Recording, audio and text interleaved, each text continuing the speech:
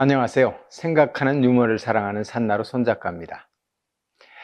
남자분들께만 여쭐게요. 혹 애처가와 공처가 어느 쪽이세요? 마누라만 보면 놀란다는 경처가는 아니세요? 아무튼 애처가와 공처가, 경처가에 관한 우스갯소리가 참 많은 것을 보면 부부 이야기가 즐거움을 찾는 일상의 소재인 것이 분명합니다.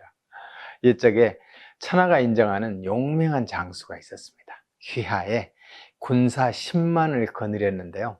용장 밑에 약졸 없다고 병사들 역시 일당 100을 당해내는 군사들이었어요.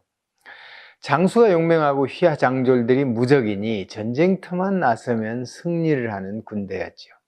그런데 이 용맹한 장수에게 털어놓지 못할 고민이 하나 있었습니다. 그게 뭐냐면 항상 부인에게만큼은 기가 죽는 것이었어요. 천하에 무서운 것 없는 용맹한 장수가 부인에게 벌벌 떠는 이유가 뭐였을까요?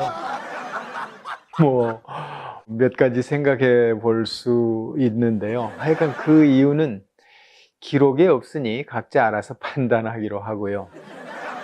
이 장수, 다른 사내들도 다 일어나 싶어서 매우 궁금했어요. 그래서 시험해 보기로 했대요. 군사들을 한자리에 모아놓고 명령을 내렸다고 해요. 군사 중에 자기 부인이 무서운 자는 붉은 기 쪽으로 가고, 부인이 무섭지 않은 자는 푸른 기 편으로 가거라. 병졸들이 몰려간 곳은 어딜까요?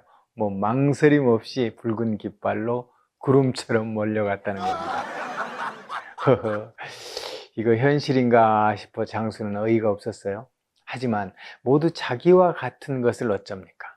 근데 그 순간 보니 딱 한 명이 꺼벙한 모습으로 청색 깃발 아래 서 있는 겁니다. 놀랐죠. 기특하다 싶어 장수가 물었어요. 과연 자네는 당당한 대장부일세. 어찌하여 그대는 부인을 두려워하지 않으신가?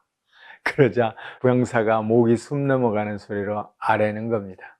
장군님, 제 처가 말씀하시기를 사내들은 세 사람만 모이면 반드시 여색을 이야기할 것이니 사람 많은 곳은 절대 가지 말라고 했습니다. 이 용맹한 10만 군사 모두가 공처가 아니 경처가 무대인 셈이었죠. 용맹하다는 병사들이 이럴지니 왕조의 기록들에서 툭툭 삐져나오듯 세상은 여인천하가 맞지 싶습니다. 그런데 호랑이 같은 부인을 이겨먹은 남편이 딱 한 사람이 있었다는 기록이 있습니다. 안쓰럽고 눈물겨운 공처가 선비의 못난 짓이지만 어찌 이겼는지 한번 살펴보시죠. 장죽을 물고 거드름을 피우기를 좋아하는 선비였습니다. 이 선비도 유독 부인 앞에서만큼은 기를 못 폈는데요. 여편네 등살에 제명을 누리기 힘들겠다는 생각이 들자 하루는 꾀를 냈습니다. 영양가가 풍부하다고 알려진 밤, 대추, 잣 등을 사랑방 이불 속에 감춰두고 문을 안으로 걸어 잠궜습니다. 자유를 달라고, 아니 구박 좀 하지 말라고 시위에 들어간 것이죠. 그렇지 않으면 굶어 죽고 말겠다는 것이었어요. 성미 고약한 부인은 이놈의 영감이 안 하던 버릇을 한다고 시큰둥하였습니다. 그런데 하루가 지나고 이틀이 되자 걱정이 됐던가 봅니다. 선비가 안에서 가만히 살피니 아내가 사랑방 동정을 살피는 눈치입니다. 이불 속에는 아직 열을 먹을 양식이 있으니 선비는 꿈쩍하지 않았습니다. 하루가 더 지나자 문 밖에 와서 낌새를 살피는 횟수가 잦았습니다. 닷새째 되는 날 죽자는 영감은 사랑방 안에서 싱싱한데 밖을 오가는 부인이 죽을 지경이 되었습니다. 여보, 영감, 제가 잘못했어요. 제발 용서해 주세요. 그러나 방 안에서는 아무 기척이 없습니다. 그렇게 또 하루가 지나자 부인이 겁이 덜컥 났습니다. 친정 부모도 출동했습니다. 여보게, 모두가 내가 잘못 가르친 탓이니 용서하고 어서 나오게나. 장인 장모가 애원해도 소용이 없었습니다. 그러자 식구들이 달겨들어 곡괭이와 삽으로 문짝을 박살내고 들어갔습니다. 이불을 거두고 보니 영감의 얼굴이 오동통 혈색이 좋았습니다. 먹고 자는 것이 일이었으니 그럴 수밖에요. 그것을 본 부인은 아이고 이거 못 먹어서 얼굴까지 부었다고 입을 열고 미움을 떠넣기도 하고 한약을 달에 흘려 붓기도 하고 야단법석이었습니다. 영감이 겨우 정신을 차리는 듯 실눈을 뜨자 부인이 부둥켜 안고 닭똥 같은 눈물을 흘리며 백배 사죄를 합니다. 아이고 여보, 이제 다시는 내 당신을 구박하지 않으리다. 이리하여 작정하고 꾀를 낸 선비는 마누라 구박을 벗어나 마음 편히 지명대로 살았다고 하는데요. 이 소문을 들은 이웃 동네 선비가 이걸 흉내냈다가 그 부인이 나오지도 못하게 사랑 방문에 빗장을 지르는 바람에 울고 불고 사정해서 겨우 풀려났다고 합니다. 저는 이런 유머가 싫습니다. 젖은 낙엽처럼 마누라에게 착 달라붙어야 한다느니 이사 갈 때 강아지라도 안고 있어야 데려간다는 둥, 이런 남자 비하 우스갯소리를 정말 싫어합니다. 저도 남자니까요. 근데 옛 해학에서 현대 우스갯소리까지 살펴보면 공통된 점이 있어요. 시어머니는 되게 악역이고 며느리는 되게 구박덩이고 사내란 늘 역할이 그저 그렇습니다. 이것이 예나 지금이나 유머가 성립되는 생리인가요? 아니, 별 수 없습니다. 웃어야죠. 그런데 왜 유머 속에서 이렇게 남자들의 역할이 이럴까 곰곰이 생각해 봤어요. 특히 남자들은 자기가 하는 일에 관해 성취욕이 강합니다. 바깥에서는 지는 것을 아주 싫어하죠. 비교 안 해도 되고 경쟁 안 해도 되는데 비교하고 경쟁해서 이기려고 해요. 거기서 받을 스트레스 다 받고 지칠 대로 지칩니다. 그래서 이런 말이 생겼어요. 세상엔 딱 3가지 종류의 남자가 있다. 첫째, 안에서 자라는 놈, 소위 애처가죠. 둘째, 밖에서 자라는 친구, 이름하여 용맹한 장수입니다. 셋째, 둘 다 못하는 자식, 그러니까 경처가가 될 수밖에 없는 사람입니다.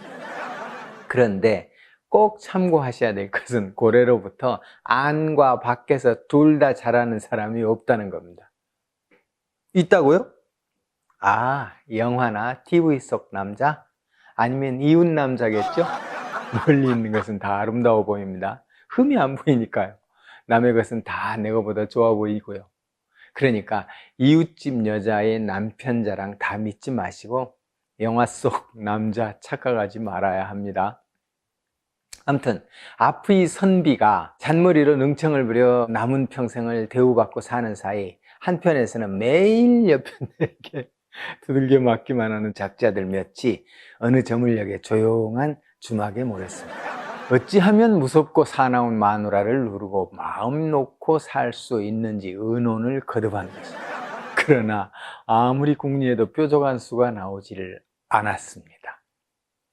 해결책은 안 나오고 밤이 깊어가는데 마을 사내 아내가 숨 넘어갈 듯 달려와 기별을 합니다. 여보게, 큰일 났어. 자네들이 여기 모여 의논하는 걸 알아채고 마누라들이 몽둥이를 들고 쳐들어오네. 사내들 이제까지 기세등등해서 모사를 꾸밀 땐 언제고 죽을 똥살똥 너나 나나 할 것 없이 주랭랑을 치기 바빴습니다. 그런데 그중 한 사내가 태연하게 앉아 있습니다. 이놈 참 대단하군 하고 자세히 들여다보니 벌써 눈을 뒤집고 앉은 채로 기절했더랍니다. 바깥에서는 똑똑하고 유능한 바깥 양반들이 번 돈이 이뿐이어서 죄송합니다 하고 봉투째 바치고는 아침이면 용돈 몇 푼 더 달라고 짠한 얼굴로 애걸을 한다고 하니 참으로 인간사, 아니 사내들의 역사 참 모를 일입니다. 하니 세상의 사모님들은 가장의 그 지난한 팔자를 인정하시고 오늘 밤엔 존경하고 사랑한다고 진심을 밝게 찌그러진 길을 좀 살려주시기 바랍니다. 그래야 날이 새면 벌어질 전쟁터에서 승리할 테니까요. 아울러 가장님들, 된장이 씌어지면 1년이 원수지만 못된 아내는 평생 원수라는 우스갯소리가 있습니다.